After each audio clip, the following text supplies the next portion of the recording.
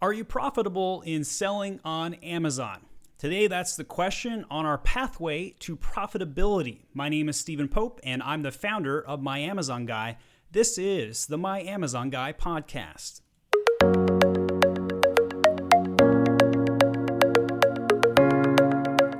So thanks for joining me today. I'm going to be having some discussion on this topic, and really the ultimate question on can you find profitability selling on Amazon is yes.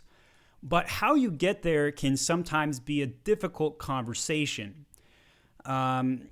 Ultimately, after really sinking my teeth into this question the last 24 hours, I ultimately came across the idea that raising your prices is probably the quick and dirty, easy solution to any profitability question when selling on Amazon. So if you are not profitable today, selling on Amazon, there's an 80% chance that you need to raise your prices.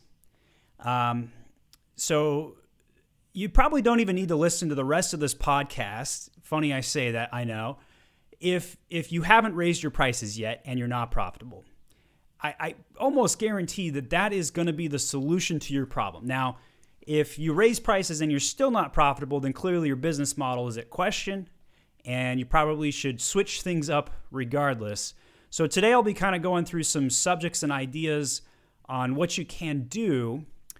The first thing I would do if I was you as an Amazon seller and concerned about profitability is I would go download your payment report on Amazon. And I want you to look at the Excel file specifically for your payment report by transaction detail. That's a pretty messy job, but it's simple to do. And messy in the sense that it could be scary, maybe, especially if you're not an accountant and you're not comfortable with numbers and Excel sheets. But if you're an entrepreneur and you're a business owner, you need to be. So the reason why I think you should start this research at that payment transaction level is because you're looking for anything that is out of the ordinary. So for starters, is your KPI index or IPI score for your logistics below 400? If it is Amazon charging you extra for storage? Because that could be harming your profitability. And that's the fastest way you're going to find out if you're being charged erroneous things or things you didn't expect from Amazon is by checking your payment reports. And I would check a full quarter of your reports just to make sure you understand everything that Amazon's doing to nickel and dime you. Whenever I take an onboarding consultation call, I usually tell my prospective clients that Amazon's going to be a 33% partner. And for a couple of my clients, as we've taken the wool off the sheep, so to speak, we've really come to discover that Amazon has crept up and become much more than a 33% partner for some of those clients. And so we've been trying to wrap our head around why that is the case. It wasn't because we were spending too much on ads. Almost every time I look at ads, I usually say, man, we should be spending more on ads and traffic. I'm a marketer. I'm biased on this question. But typically speaking, most brands underspend on traffic generation. So it's generally not ads where you need to make the cut.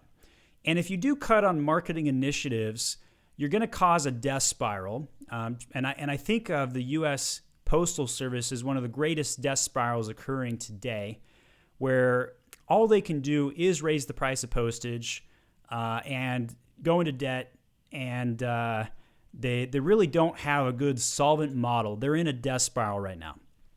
So to prevent the death spiral on Amazon, do not cut down on traffic initiatives. That will cut your top line and things will get worse, not better. But there are some operation things that you do need to do and do need to consider. And raising prices is probably, again, 80% chance. You just need to raise your prices. If you're selling an item that's 2 pounds and bulky or consumable, chances are you're paying at least $5.50 an item to ship it, and that is going to eat your profits if you're selling under $20. So if that sounds familiar to you, you probably need to raise your prices above $20 immediately. And even if your competition is under $20, That doesn't matter. Ignore the competition. If you're not profitable, ignore the competition. You got to do your own thing. Now, if you raise your prices, can you risk reducing your sales? Absolutely. Chances are, though, you're going to retain a pretty similar velocity. How much should you raise your prices? Usually less than 10% at a time. And that's because you could lose your own buy box if you raise more than 10%. Amazon may even accuse you of price gouging, which is, of course, ridiculous right now, especially if you're not selling an essential good. You're not selling toilet paper or whatever. If you raise your prices more than 10%, though, you could still be accused by Amazon for price gouging. I think that's ridiculous, and I think capitalism can fix this quicker than a controlled market, that's for sure. But nonetheless, I would be careful on how quickly you raise your prices, and 10% is generally right around the mark I would recommend it until you find your plateau of profitability that you are seeking. All right, so enough on the raise prices thought. One of the initial questions you may want to ask yourself is, do you have the right business model? So if raising prices doesn't solve your problem, the next question I would ask is, do you have the right business model? So most of you listening are probably going to be private labelers, and those are people who are representing their own items. They might be the duplicate item of somebody else, but they have their own white label brand name, and that's fine.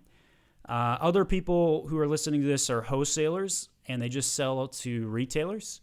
Some out there might be retailers that buy from wholesalers, and they're not private labelers, but they're just one of many different sellers, and that's fine too. And finally, retail arbitrage. So those are the people who are buying sometimes in bulk, but goods at discounts, and they just resell them wherever they can find them. It's kind of like playing the stock market, just with stock and goods. So those models, from top to bottom, private labeling is going to be the healthiest margin. It takes the most risk, best margin available, though. Wholesale is the easiest probably to execute if you have a buyer to sell to some retailers, because they take care of all the problems for you. It's the difference between running a Kroger, where it's clean up on aisle 9 all the time, or running a Costco where you're doing bulk and shipping out pallets. It is very difficult for sellers or businesses to migrate from a wholesale model to a retail model. However, it's doable. It just requires a big mentality shift. Your profit margins are different. The amount of work you put in to go to retail is greater, but it absolutely can dwarf wholesale if given the opportunity over time. But they're definitely very foreign worlds from each other, and do not compare them. It's not fair to compare those two worlds. But I have worked in many organizations where going from wholesale to retail was a difficult, at best, action plan. And resistance will occur in your organization to make those necessary changes. The way you do business in wholesale is just so drastically different. How your goods are shipped, how fast you ship, and how you interact with thousands of customers instead of one or two customers when you're shipping in bulk. Finally, being a retailer buying from wholesaler, I think that's a lot of risk to do that. Same with retail arbitrage. And that's because at any point in time, other retailers could buy the same product from your wholesaler, and your business plan can erupt very quickly. So if you're struggling in this area, then chances are you need to migrate over to private label. And that's an easy migration to do if you're a retailer already, and you just need to manufacture your own goods. So that's my thoughts on business model. I'm going to next talk about SWOT analysis. And SWOT, if you're not familiar, is strengths, weaknesses, opportunities, and threats. And there are many ways you could go about doing this. It's basically a 2x2 card. You go through the list and figure out what are your strengths for your business. So I did a podcast recently about how there are 3 areas of your business: finance, marketing, and operations. And I believe, and will defend to the death, that you need to be excellent in one of those 3 areas. You don't need to be excellent in all 3. If you are, great, you're going to be successful. But you have to be successful in at least one of those areas. So for me, at My Amazon Guy, our excellence area is finance. And the way we built our business model allows for cash flow to be positive. And we've created a good business model that deals with finance. For Amazon sellers, typically operations or marketing are generally the areas that most businesses will be more excellent in. From my experience, operations is probably the most common. And that is because operations has changed the least between those three areas in the last 50 years, in my opinion. Beyond the fact that we're shipping cheap product fast to everybody across the country. That's obviously a big change because of Amazon specifically. But operations and how to run a business, I think there's probably 100 operation excellent companies for every one marketing and for every one finance, in my opinion. It's a made-up ratio, obviously, but I feel like marketing has changed the most, and finance has changed some as well.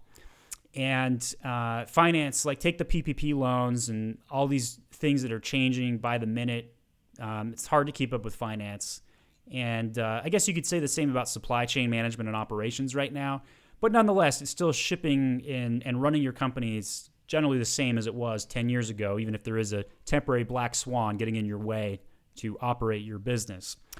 Marketing is changing the quickest, so it's really hard to do that. That's generally why we're in business at My Amazon Guy as an agency. People say, hey, Steven, I need help with generating traffic. My sales aren't where they want to be. Most common question we get. And so we come in and help build out traffic generation. We're excellent in class at generating traffic for other businesses. We're trying to get better at helping our clients become profitable. And there are experts out there who can help analyze that. One of our partners is Tyler Jeffcoat over at Seller Accountant. We did a podcast with him last Friday and talked about PPP loans and a lot of the finance news that's going on right now. So you should hire My Amazon Guy for your marketing needs, keep doing operations yourself, and hire a Seller Accountant to do your finance. And if you figure out how to make that work, that's a pretty big win. All right, so back to the SWOT analysis. So, what are your strengths? And I'm going to guess most people listening to this, operations is probably going to be where you're going to be strongest, most likely. That's not going to be true for everybody, obviously. But if you're listening to this, it's because usually you need an agency to help you with marketing, and that's where we come in. And this is obviously very much a finance topic today as we deal with how to become profitable. What is our pathway to profitability on Amazon? So if you're doing the SWOT analysis, figure out what you're strongest in. Then take that to the next level, figure out what you're weak in. Are you weak in finance? Are you weak in marketing? And be more granular than my generic terminology here, of course. What makes your operations strong or weak? What makes your marketing strong or weak? What makes your finance strong and weak? Is it because you don't have 10 years of experience in those areas? Is it because you have profitability issues on your operations or finance? What is it that's making those areas strong or weak? Then finally, third quad here, going into opportunities. What could you do today that if you had 15 hours to focus on over the next 2 days, that you could drive home excellently and be a giant opportunity for your business? Get those things listed down and clear your schedules, clear your meetings that generally don't help your business grow anyway, and sit down and think about it. With COVID-19 right now, you're not commuting as much, most likely. You're working remote, got an extra couple hours in your day. Put that towards your opportunities and execute and make changes and take action. That is the most important thing that you do as a business right now. While everybody is pausing their efforts and cutting back expenses and operations, if you're the guy that doubles down right now and you exploit the opportunities of the situation, you're going to come out ahead, and you're going to be ahead of everybody because you took advantage of those opportunities. So definitely that's where I would say and hang my hat. You need to think the most about is opportunities. Now, threats.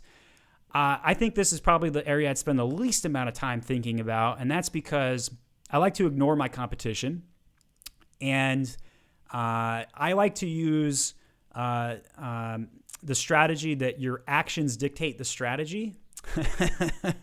Right? So don't come up with your strategy and then go act on it. I think your actions dictate your strategy better. And Gary Vee is, the guy I'm stealing that from. I'm sure he stole it from someone else, but he's really good at it. And And so we value speed at our organization. We're always constantly changing. Amazon news is hard to keep up with. Amazon platform's constantly changing. So Amazon changing is a threat. Other agencies are a threat to us. You as a seller, your competition obviously could be a threat. Somebody can undercut you on price. But if you win on price, you're going to lose on price at some point. That's why I think you're better off going for a premium brand, raise your prices. Other threats, China. China is a threat on so many levels I can't count. And I'm not just talking about COVID-19. I'm talking about they're going direct to consumer on Amazon. And so I think that manufacturing in China right now is a necessary evil, but is changing. And I think you should look at getting manufacturing somewhere else and go stateside so your supply chain's not interrupted. Increase your prices to accommodate an American-made brand, but you'll be thankful you did it before everybody else, before that gold rush opportunity of bringing manufacture to the States occurs. So that is my recommendation on what you should do. And again, raise your prices. That's probably the core aspect of what you need to do today if you're worried about your pathway to profitability. Hope you enjoyed our podcast today. My name is Stephen Pope. I'm the founder of My Amazon Guy, and this was the My Amazon Guy podcast.